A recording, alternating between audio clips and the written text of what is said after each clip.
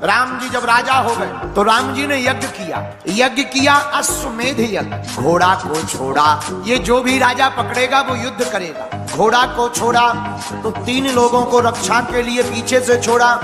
किस किस को? लक्ष्मी निधि, शत्रुघ्न, पुष्कल, और इनका प्रभारी बना दिया हनुमान जी को। चारों लोग अश्व को बचाने के लिए पीछे पीछे चले, घोड़ा आगे आगे चला।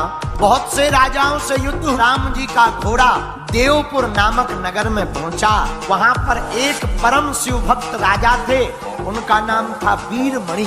वीरमणि जी ने घोड़े को पकड़ लिया, बांध लिया, तो हनुमान जी और शत्रुघ्न जी युद्ध करने को तैयार हो गए।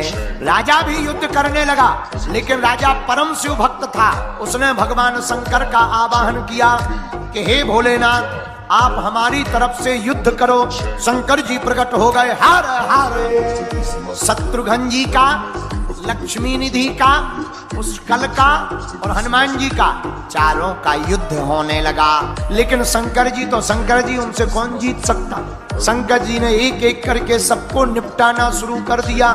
शत्रुघ्न जी को मूर्छित कर दिया। शत्रुघ्न, पुष्कल मानो मृतक के समान हो गए, मर ही गए हो। अब हनुमान जी से लड़ रहे शंकर जी। हनुमान जी लड़ते लड़ते शंकर जी से बोले, हमने सुना था लेकिन तुम तो बड़े वाले विरोधी निकले। हम तुम्हें राम भक्त मानते थे, लेकिन तुम तो विरोधी निकले। राम जी के भाई को ही मारने का दुस्साहस कर रहे हो। शंकर जी बोले, बात तो सही है, हैं तो हम राम जी के भक्त, लेकिन हमारा भक्त है वीरनिधि, वीरमणि, ये हमारा चेला है और शिष्य को बचाने का धर्म गुरु का है। हम भगवान हैं, ये हमारा भक्त है, तो हम भक्त की तरफ से लड़ रहे हैं। शंकर जी बोले, तुम लड़ो उनकी तरफ से, हम और ज्यादा बलवान। शंकर जी भी कम नहीं है, लेकिन शंकर जी के ही रूप हनुमान जी को ज्यादा वरदान है। शंकर जी का रथ टूट गया, युद्ध के आयुध छुड़ा लिए। जब आयुध छुड़ा लिए तो शंकर जी ने हार स्वीकार कर ली। हम हार गए, बताओ अब हमें क्या करना है? हनुमान जी बोले, तुमसे काम लिया जाएगा। क्या काम?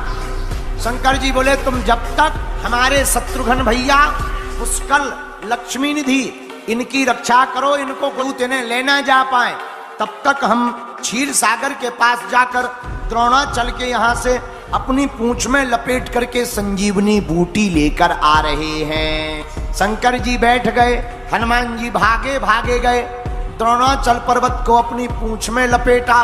देवता आ गए, महाराज पूरा पर्वत ही मत ले जाओ, बूटी ले जाओ। पर्वत ले जाओगे हम लोगों को दिक्कत हो जाएगी, जड़ी बूटी ले जाओ। हनुमान जी बोले, ठीक है। हनुमान जी को संजीवनी जी वो जड़ी लेकर आए। तब तक देखा कि भगवान शंकर तो वहां पर हैं, लेकिन जो पुष्कल जी हैं उनका शरीर शांत हो गया। आंखों में आंसू आ गए। हनुमान जी रोने लगे कि पुष्कल का अगर शरीर चला गया हमारे होते हुए, तो हम राम जी को क्या जवाब दें? और रोते रोते हनुमान जी ने पुष्कल की जीभ में मृत संजीवनी बूटी को डालकर कहा, हनुमान सदा बाल ब्रह्मचारी रहा हो तो पुष्कल के प्राण पुनः जीवित हो जाए। आज तक अगर रामदूत हनुमान ने किसी भी स्त्री को मां और बहन के अलावा किसी और दृष्टि से देखा हो तो जीवित ना हो, और अगर आज तक हनुमान ने सभी स्त्रियों को मां और बहन की दृष्टि से देखा है तो तत्क्षण पुष्कल के प्राण बच जाए। जैसे ही बूटी डाली, पुष्कल की राम राम राम कहते हुए जीवंत हो गए। शंकर जी चौंक गए और शत्रुघ्न जी के मुख में बूटी को डालकर हनुमान जी ने कहा कि आज तक अगर हमने भगवान रघुनंदन के अलावा किसी और का धोखे से ध्यान किया हो तो शत्रुघ्न के प्राण ना बचे, और केवल अगर हमने राम प्रभु को चित्त में रखा हो और सच्ची भक्ति की हो तो शत्रुघ्न पुनः देखते ही देखते शत्रुघ्न जी हा राम हा रघुनंदन कह करके उठ पड़े।